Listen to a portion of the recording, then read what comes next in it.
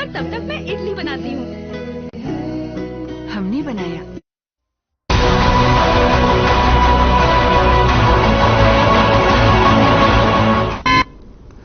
कुरुक्षेत्र से इस वक्त की बड़ी खबर, पुलिस की बड़ी कार्रवाई, 700 ग्राम अफीम की बरामद, एक आरोपी को भी किया गिरफ्तार, एंटी नारकोटिक सेल ने की कार्रवाई।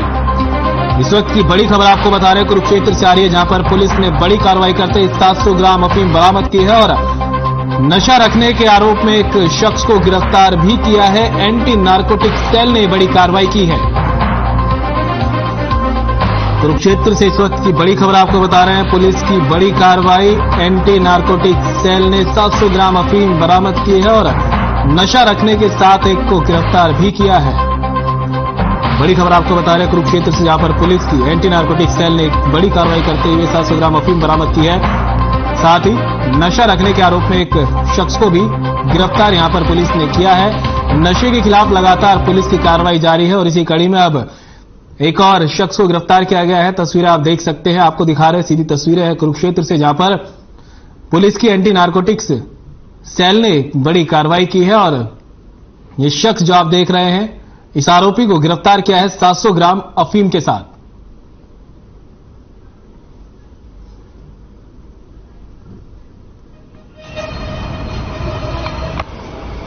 कुरुक्षेत्र डिस्ट्रिक्ट में नशे की रोकथाम के लिए अलग अलग टीमें बनाई गई है, जो हमारे एसपी साहब श्री सुरेंद्र सिंह बोरिया आईपीएस कुरुक्षेत्र व एडिशनल एसपी श्री करण सिंह गोयल जी के आदेशानुसार, उनके दिए हुए दिशा निर्देशानुसार लगातार नशे की रोकथाम के लिए कार्य किया जा रहा है और नशा तस्करों को लगातार धरपकड़ जारी है।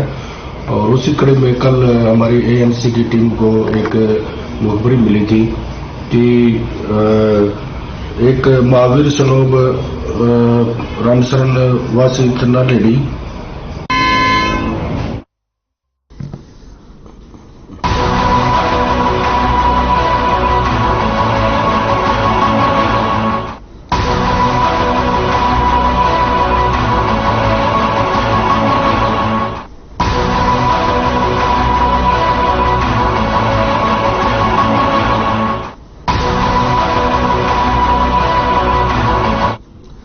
राष्ट्रपति द्रौपदी मुर्मू केरल, तमिलनाडु और लक्षद्वीप के 6 दिवसीय दौरे पर हैं। अपनी यात्रा के दौरान राष्ट्रपति ने केरल के कोल्लम में अमृतपुरी में माता अमृतानंदमया मठ में माता अमृतानंदमयी देवी के दर्शन किए। आश्रम के गेट पर माता अमृतानंदमयी मठ के उपाध्यक्ष स्वामी जी अमृत स्वरूपानंद पुरी ने राष्ट्रपति का स्वागत किया। आश्रम के सन्यासियों ने राष्ट्रपति को तिलक लगाकर, माला पहनाकर और शॉल भेंटकर पारंपरिक भारतीय परंपरा के अनुसार उनका स्वागत किया। इस दौरान राष्ट्रपति ने माता अमृतानंदमयी देवी यानी अम्मा से भी मुलाकात की। इस मौके पर राज्यपाल आरिफ मोहम्मद खान, कोल्लम जिला कलेक्टर अफसाना परवीन, तिरुवनंतपुरम रेंज के डीआईजी और आर निशाथिनी और कोल्लम शहर के पुलिस आयुक्त मेरिन जोसेफ भी मौजूद रहे। तो वहीं राष्ट्रपति द्रौपदी मुर्मू ने मेक्सिको की संसद के 6 सदस्यों के साथ एक अनौपचारिक बैठक भी ली, जो सिविल 20 और ग्रुप ऑफ 20 पहल के हिस्से के रूप में अम्मा का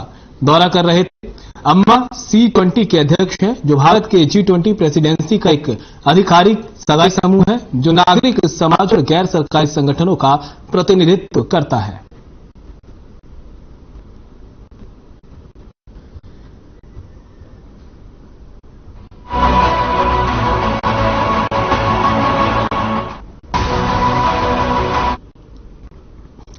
हरियाणा विधानसभा बजट सत्र के दूसरा चरण शुरू हो चुका है।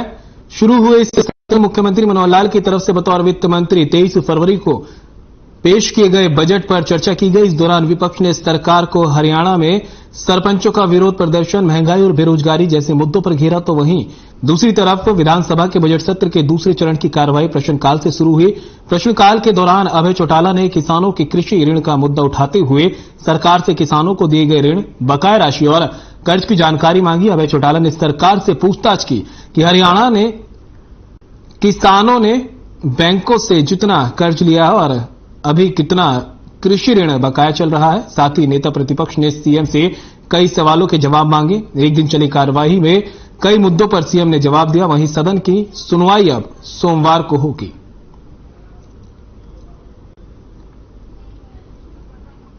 अध्यक्ष महोदय,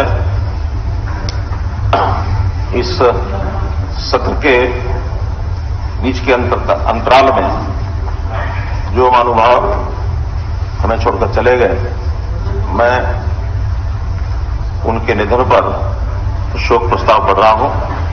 शोक प्रस्ताव संख्या 1। यह सदन हरियाणा विधानसभा के भूतपूर्व सदस्य श्री भूपेंद्र चौधरी के 7 मार्च 2023 को हुए दुखद निधन पर गहरा शोक प्रकट करता है। उनका जन्म 1 मई 1949 को हुआ। वे वर्ष 2005 में हरियाणा विधानसभा के सदस्य चुने गए। वे समाज के गरीब एवं कमजोर वर्ग के लोगों के कल्याण एवं उत्थान के लिए सदैव समर्पित रहे। उनके निधन से राज्य एक योग्य विधायक की सेवाओं से वंचित हो गया है। ये सदन दिवंगत के शोक संतप्त परिवार के सदस्यों के प्रति अपनी हार्दिक संवेदना प्रकट करता है। पानी का जो रुकना अगर कहीं सिद्ध होता है, उस पर जरूर विचार करेंगे कि पानी फ्लो जो है नहीं रुकना चाहिए। उसकी एक बार जांच करा लेंगे कि पानी स्मूथ चलता रहे, और डिमांड गांव वालों की भी हमको माननी होगी। और पुल जो है ये बात ठीक है कि डिमांड के ऊपर बनाए गए हैं, आज नहीं बने, ये बहुत पुराने बने हुए हैं। कम से कम 9 पुल में से 8 पुल तो जैसा बताया 2010 के आसपास बने। केवल एक पुल वो भी 2014-15 में डिमांड आई थी तब बना। लेकिन हमारा कहना है कि फिर भी कोई भी पुल हो, पानी का स्मूथ फ्लो ये वाली प्राथमिकता है। अध्यक्ष महोदय, ये प्रश्नों में से प्रश्न ऐसे निकल रहे हैं। कुल मिलाकर के जितनी प्रॉपर्टीज की चिन्हित की गई हैं, उस हर प्रॉपर्टी का इसमें जवाब है कि कौन सी प्रॉपर्टी किस प्रकार की है, वो रेजिडेंशियल है या कमर्शियल है, उसकी डिटेक्शन कब हुई, कब उसकी जानकारी हमको मिली, और कब उसका हमने उसके खिलाफ कार्रवाई की है, कब उसका एफआईआर की है, कब उसको डिमोलिशन किया है। जितनी डिमोलिशन होगी उसकी डेट दे दी है। जिनके खिलाफ एफआईआर कर दी है, बाकी जिनको नोटिस दिया उनका जॉब का टाइम उनको देना पड़ेगा। एक प्रोसेस है, तो हर प्रॉपर्टी का दिया है। इसके बाद भी अगर कोई पर्टिकुलर शिकायत किसी प्रॉपर्टी की होगी उसका जवाब अलग देंगे। ये टोटल 1500 जो बताई जा रही हैं, सबका एक एक करके, जहां तक बाजे की बात है, 4.5 रुपए एक रेट तय हो गया और एवरेज तय होने के बाद सरकार ने तय किया 4.5 रुपए देंगे। बाद में कोई किसी भाव बेचे, किसी भाव खरीदे, एफएड इज नॉट गवर्नमेंट। एफएड अपने एक एसयू है, वो कमर्शियल रेट पर अपने बाजार भाव से खरीद सकती है। चाहे उनको 7.5 रुपया, उनको 2200 मिलना पड़ेगा, तब भी वो खरीदेंगे। हमने 450 सबको देना है, उसके कम ज्यादा बेचना ये किसान का और खरीदार का दोनों की मर्जी है। जैसा बनी अगर इन्हीं दोनों का अकाउंट ला के हमको दे दें,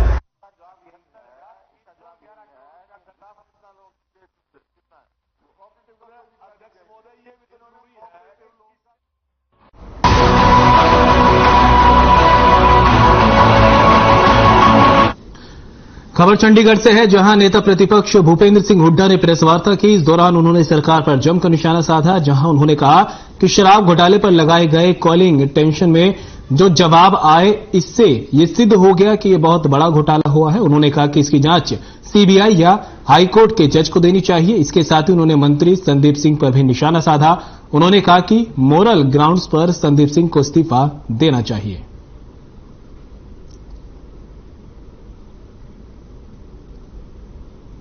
ये बड़ा भारी घोटाला था। मैं तो आज जैसे कॉलिंग अटेंशन थी,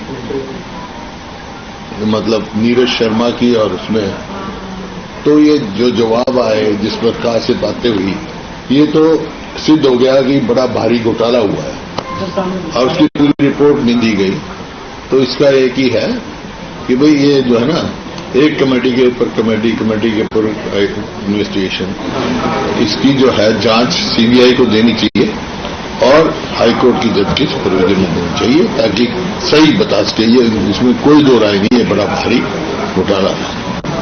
मैं तो आज जैसे कॉलिंग अटेंशन थी, मतलब नीरज शर्मा की, और उसमें तो ये जो जवाब आए, जिस प्रकार से बातें हुई, ये तो सिद्ध हो गया कि बड़ा भारी घोटाला हुआ है और उसकी पूरी रिपोर्ट नहीं दी गई। तो इसका एक ही है कि भाई ये जो है ना, एक कमेटी के ऊपर कमेटी के ऊपर इन्वेस्टिगेशन, इसकी जो है जांच सीबीआई को देनी चाहिए और हाईकोर्ट की जज के सुपरविजन में देनी चाहिए, ताकि सही बता सके। ये इसमें कोई दो राय नहीं है, बड़ा भारी घोटाला था। मैं तो आज जैसे कॉलिंग अटेंशन थी,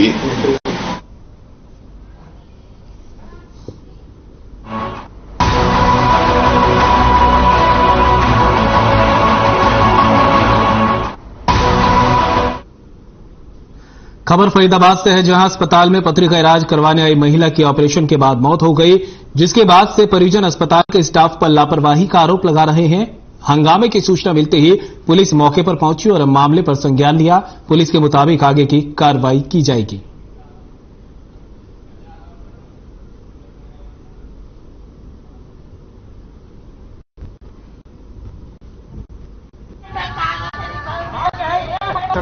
हॉस्पिटल में हमने बेहोश पाई हुआ। कौन थी? कौन है? वो ललिता। ललिता कौन लगती है? हमारी बेटी बहू। अच्छा, क्या हुआ था उसको? उसका पथरी का ऑपरेशन हुआ। कौन सा हॉस्पिटल में? यही में पवन में। तो फिर जब खूब का ठीक है। और फिर हम घर का चल गए, वो हमें बटन नहीं दिया, हमने आईसीयू में बटन नहीं दिया, हम चल गए। हम घर का फिर इतनी देर में बच्चा का फोन गए मेरे बेटा को, लो कह रहा हूँ मैं उल्टी आई और बेहोश होगी जी। अच्छा, बेहोश होगी। हम आए इतना तो आपका तो बेहोश ही वही ना पता मैं कहाँ पड़ी हूँ, कति कुछ नहीं हो। ये जी ऑपरेशन गलत किया इन्होंने। कौन सा हॉस्पिटल है? पवन हॉस्पिटल है जी। किस चीज का ऑपरेशन करवाया? पित्त की थैली का करवाया जी। किसका करवाया था? ये घरवाली का करवाया जी। अच्छा, तो फिर क्या हुआ? उसमें क्या उसकी मृत्यु होगी। अच्छा, कब भर्ती करवाई थी? ये कल करवाई थी जी। तो पथरी का ऑपरेशन? हाँ जी, पथरी का ऑपरेशन। मिली थी कि पवन हॉस्पिटल पर कुछ आदमी इकट्ठे होगा, हंगामा होने का शंका है। जिस सामने यहाँ पहुंचे हैं तो यहाँ ललिता वाइफ ऑफ पनीर गांव झाड़ सकली का पथरी का ऑपरेशन हुआ था। पथरी के ऑपरेशन के दौरान उसकी मृत्यु हो गई।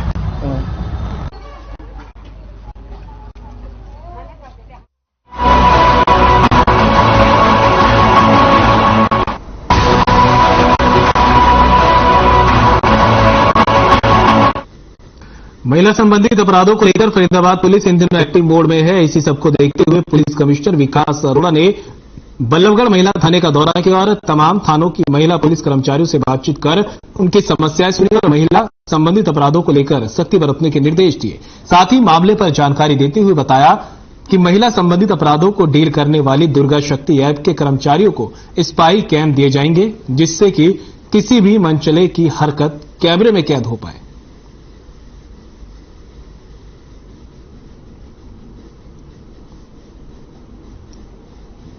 आज हमने यहाँ महिला थाना बल्लभगढ़ में सारे जो वुमेन पुलिस है हमारी फरीदाबाद की, उसको बल्लभगढ़ में बुला के उनकी मीटिंग ली है महिला थाना बल्लभगढ़ में।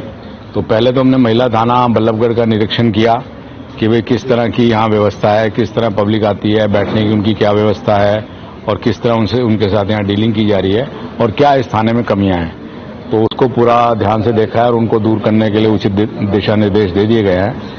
दूसरा, हमने सारी जो महिला थाना एनआईटी, महिला थाना सेंट्रल, महिला थाना बल्लभगढ़ और जो हमारी वुमेन हेल्प डेस्क है, प्रोटेक्शन अफसर है हमारी, और साथ में जो हमारी दुर्गा शक्ति ऐप और दुर्गा शक्ति की टीम्स हैं, उन सब का अलग अलग रिव्यू किया है कि उन्होंने पिछले 2 महीनों में क्या क्या उन्होंने काम किया है और आगे की हमारी क्या रणनीति होगी।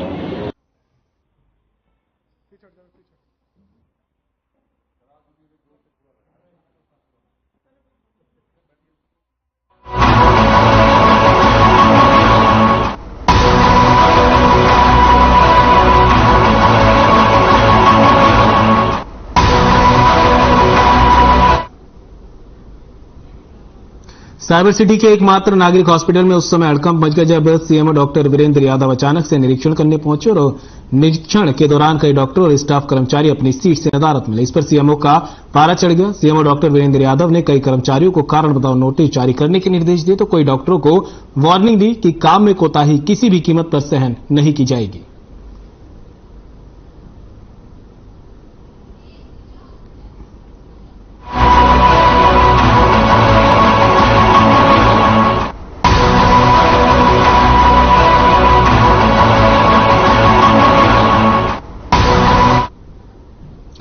झज्जर नागरिक अस्पताल में दिल्ली से गुड गवर्नेंस की टीम निरीक्षण करने के लिए आई थी। इस दौरान पूरा अस्पताल प्रशासन मौके पर मौजूद रहा और निरीक्षण करवाया गया। निरीक्षण का मुख्य मकसद ये था कि अस्पताल की कार्यशैली को यह टीम जाने और वह अपने रिपोर्ट बाद में भेजेगी। अस्पताल पहले से ही साफ सुथरा करवाया गया था ताकि निरीक्षण टीम को धूल मिट्टी ना दिखे। सीएमओ का कहना है कि टीम ने निरीक्षण किया है। इस दौरान टीम में करीब 8 से 10 सदस्य मौजूद थे। जब स्वास्थ्य विभाग की टीम औचक निरीक्षण करने के लिए झज्जर नागरिक अस्पताल में आने की सूरत और आहट होती है तभी स्वास्थ्य विभाग एकदम अलर्ट हो जाता है और साफ सफाई को बारीकी से देखकर साफ किया जाता है। साफ तौर पर नजर आता है कि उच्च अधिकारी आने के आदेश पर ही स्वास्थ्य विभाग नागरिक अस्पताल की बिल्डिंग की तरफ आकर्षित होता है।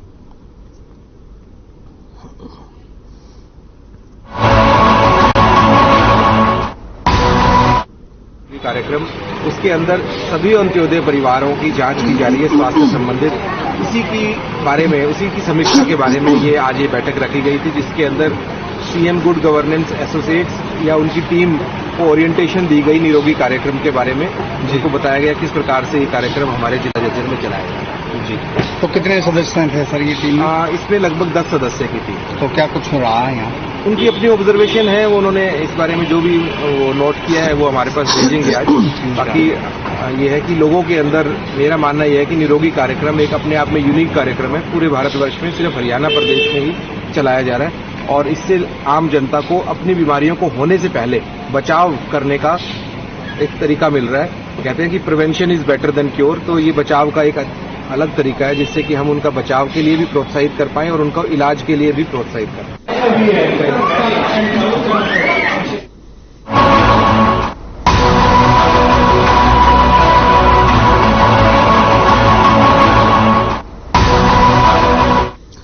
भारत भूमि बचाओ संघर्ष समिति के अध्यक्ष रमेश दलाल झज्जर पहुंचे। बता दें कि रमेश दलाल के नेतृत्व में हजारों किसानों का धरना केएमपी मांडोठी टोल पर 72वें दिन से जारी है। धरने में हजारों किसानों और महिला ट्रैक्टर पर बैठकर झज्जर उपायुक्त कार्यालय गांधीगिरी सत्याग्रह की तरह फूल और गुलदस्ते लेकर रवाना हुए हैं। हरियाणा के आंदोलन के इतिहास में पहली बार हजारों किसान ने गांधीगिरी सत्याग्रह के तहत अपनी 17 मांगें पूरी करवाने के लिए प्रधानमंत्री नरेंद्र मोदी और मुख्यमंत्री मनोहर लाल को फूल भेजकर प्रार्थना की है। साथ ही पुलिस कर्मियों को राष्ट्रीय किसान नेता रमेश दलाल के नेतृत्व में किसानों और महिलाओं ने फूल भेंटकर अनोखी गांधीगिरी का उदाहरण प्रस्तुत किया।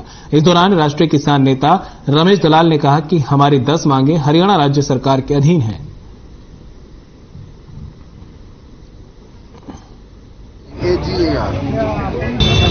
आज हम गांधीगिरी के तहत गांधीगिरी सत्याग्रह फूल लेकर के, गुलदस्ते लेकर, जैसे आप ये देख रहे, और हम उपायुक्त झज्जर शक्ति सिंह के माध्यम से प्रधानमंत्री और मुख्यमंत्री को भेज रहे हैं और मुख्यमंत्री से आग्रह करते हैं कि मुख्यमंत्री ने जो वादा किया था, 2 बार हमारे से वार्ता हुई और मुख्यमंत्री ने जो वादा किया था उस वादे को पूरा करे, क्योंकि अधिकारी मुख्यमंत्री और हमारे बीच में झगड़ा करवाने के लिए उस काम को पूरा नहीं कर रहे।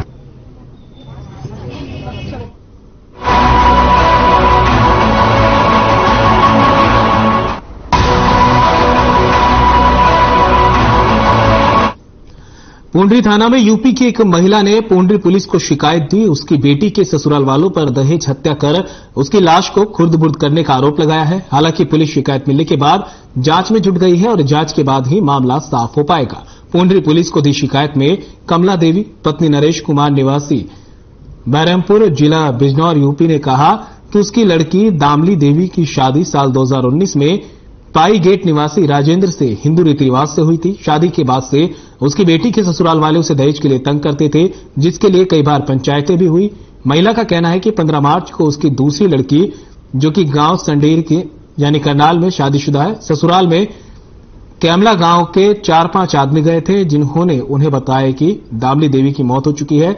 सूचना मिलने पर वो अपने दूसरी लड़की के ससुराल और अपने लड़के के साथ आज पुंडरी पहुंची।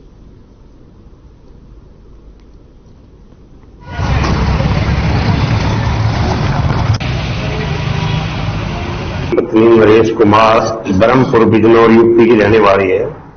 इसकी लड़की राजेंद्र सिंह के साथ यहाँ पाई गेट पे पुंडरी में ब्याही हुई थी। 2019 में शादी हुई थी इसकी। 29 जनवरी 2019 को एक लड़का 2.5 साल का। 14 तारीख को इसकी लड़की का यही आरोप लगा है कि हमारी लड़की को उन्होंने मार दिया ससुराल वालों ने। तो ये कल आए हैं, उन्होंने उनको सूचना नहीं दी। कल आके उन्होंने कंप्लेंट दी है कि हमारी लड़की को मार के दाह संस्कार कर दिया उन्होंने। तो इन्होंने चारों के खिलाफ आरोप लगाए हैं। उसका पति राजेंद्र, सास संतोष और ससुर है वो अपना जय सिंह तथा जेठ जयचंद। अब इसलिए आए, परसों बातचीत हुई उससे कुछ ऐसी बात नहीं, मतलब कोई जैसे लड़ाई दंगा की कोई ऐसी बात नहीं हुई कि ना हाँ ऐसा हुआ मेरे साथ। उस बहन ने भी नहीं बताया ना, ऐसा कुछ है ही जब हुआ ही नहीं। फिर इसके बाद बात ही नहीं हुई। फिर कल 4-5 बजे करीब फोन किया। किसने? भांजे, हमारी भांजी है। अच्छा। उस फोन उठाया उसके जेठ ने। अच्छा। जेठ तो उसकी सासू खड़ी थी दामनी की, उसकी सासू संतरो, उससे बात की अरे वो अरे दामनी से बात कराइए। हमने कहा दामनी से बात कराओ। उनने बोला दामनी तो ऊपर जाली, वो उसका तो संस्कार कर दिया हमने। और उसके बाद फोन काट दिया। उसके बाद स्विच ऑफ आ रहा है जब से।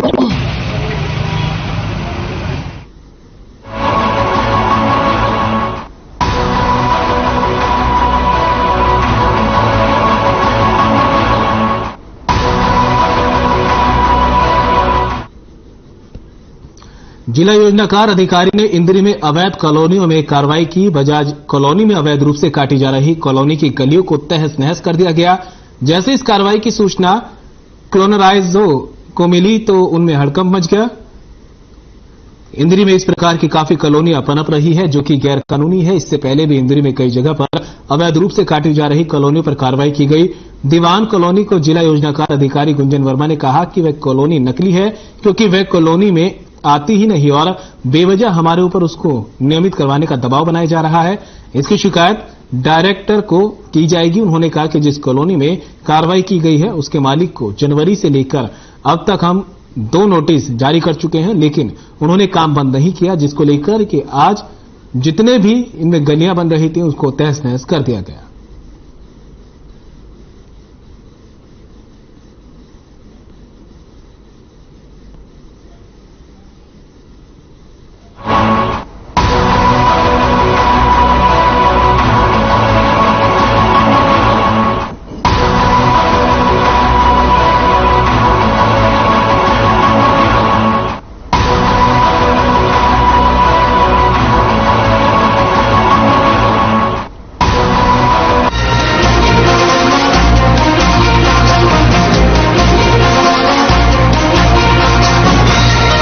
खबर भिवानी से है, जहां एक व्यापारी की स्कूटी के कुछ चोरों ने 5 लाख रुपए उड़ा दिए। बता दें कि व्यापारी अजीत दोपहर को घंटाघर स्थित पीएनबी बैंक से पैसे लेने के लिए गया था, जहां से उनके बैंक से 5 लाख रुपए लेकर व्यापारी अपने घर में किसी काम के लिए अंदर गया।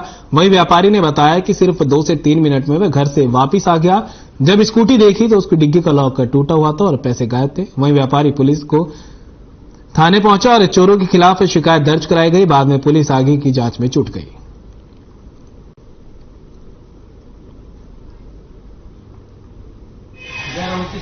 बैंक से 5 लाख रुपए लेके आया था लगभग 12 बजे के आसपास। घर आकर के मैंने स्कूटी खड़ी की, घर से कोई काम था, घर से सामान लेने के बाद दोबारा बाहर आया। सामान जब मैं डिग्गी में रखने लग गया तो डिग्गी के अंदर मेरे को पैसे नहीं मिले, थैला गायब था मेरा। क्या मांग करें? मांग तो प्रशासन से यही करता हूँ कि मेरे पैसे दिलवाए जाए, मुझे न्याय दिलवाया जाए। स्कूटी से 5 लाख रुपये तो चोरी कर लिया, तो कर रहे हैं कार्रवाई। सीसीटीवी फुटेज वगैरह देख रहे हैं। नीम चौक की घटना है।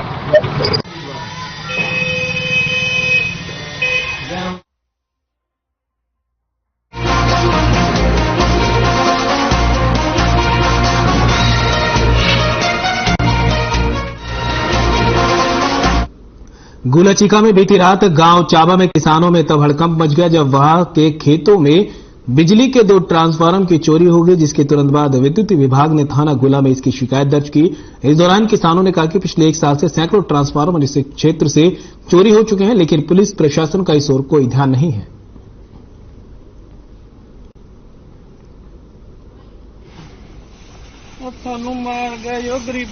चोरी ਤਾਂ ਵੇਖੋ ਜੀ ਪਹਿਲਾਂ ਵੀ ਹੁੰਦੀ ਰਹੀ। ਪਹਿਲਾਂ ਇਸ ਤੋਂ ਜੀਮਗੜ ਹੋਈ ਸੀ, ਅੱਜ 2 ਸਾਡੇ ਪਿੰਡ ਹੋ ਗਈਆਂ ਨੇ। ਬੰਦਾ ਵੀ ਮਰਿਆ ਜੀ ਪਹਿਲਾਂ ਜੀਮਗੜ। ਬਹੁਤ ਜ਼ਿਆਦਾ ਨੁਕਸਾਨ ਹੋ ਰਿਹਾ ਜ਼ਿਮੀਂਦਾਰ ਦਾ। ਹੁਣ ਠੇਕੇ ਤੇ ਜ਼ਮੀਨ ਰਹੀ, ਜਿਹਦਾ ਟਰਾਂਸਫਾਰਮਰ ਖੁੱਲ ਗਿਆ, ਦੱਸੋ ਜੀ ਕੀ ਕਰੇਗਾ? ਉਧਰੋਂ ਫਸਲ ਸੁੱਕੇਗੀ ਜੀ ਉਹਦੀ।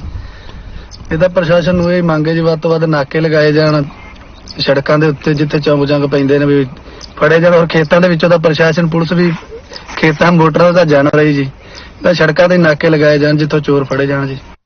आज मेरे पास दिन में अभी आई थी 2 एप्लीकेशन आई है छाबा से जो ट्रांसफार्मर चोरी की आई है। उसका आज वैसे अभी रात तो एक मीटिंग में रखी गई है उसकी हम एक रिपोर्ट बना के यहाँ से एसएचओ को देते हैं कि ऐसे ऐसे क्या क्या चीजें उसमें से चोरी हुई है। और उसके बाद वहाँ से वो एफआईआर करने के बाद वो वहाँ से एफआईआर नंबर देते हैं, जिसके बाद ये एस्टिमेट बना के और उसको पास करवा के अब उसमें डिपॉजिट करवाने होते हैं पैसे तो कंज्यूमर को ही, और उसके बाद अपना ट्रांसफर उनको से इशू करवा के दे देते हैं। 20-25 ਦਾ ਹੋ ਗਿਆ ਜੀ। ਪਹਿਲਾਂ ਵੀ ਹੋਇਆ, ਪਿੰਡ 'ਚ ਵੀ ਚੋਰੀ ਹੁੰਦੀ ਰਹਿੰਦੀ ਹੈ। ਕੋਈ ਅੱਜ ਤੱਕ ਚੋਰਾਂ ਦਾ ਹਿੱਲਾ ਨਹੀਂ ਬਣਿਆ। ਫੜੇ ਵੀ ਇੱਕ ਵਾਰ ਸਨ, ਫੇਰ ਵੀ ਛੱਡ ਛੁੱਟ ਦਿੱਤੇ ਨੇ ਤੇ ਕੁਝ ਨਹੀਂ ਬਣ ਰਿਹਾ ਜੀ। ਬਹੁਤ ਤੰਗ ਆ। ਕੀ ਮੰਗ ਕਰਦੇ ਹੋ ਪ੍ਰਸ਼ਾਸਨ ਤੋਂ? ਪ੍ਰਸ਼ਾਸਨ ਤੋਂ ਇਹ ਮੰਗ ਕਰਦੇ ਆ ਵੀ ਕੋਈ ਇਹਨਾਂ ਦੀ ਸੁਰੱਖਿਆ ਵਧਾਈ ਜਾਏ, ਕੋਈ ਫੜਿਆ ਜਾਏ, ਕੋਈ ਗੌਰਮੈਂਟ ਢਿੱਲਾ ਕਰੇ। ਜ਼ਿਮੀਂਦਾਰ ਤੇ ਕਰ ਨਹੀਂ ਕੋਈ ਸਕਦਾ।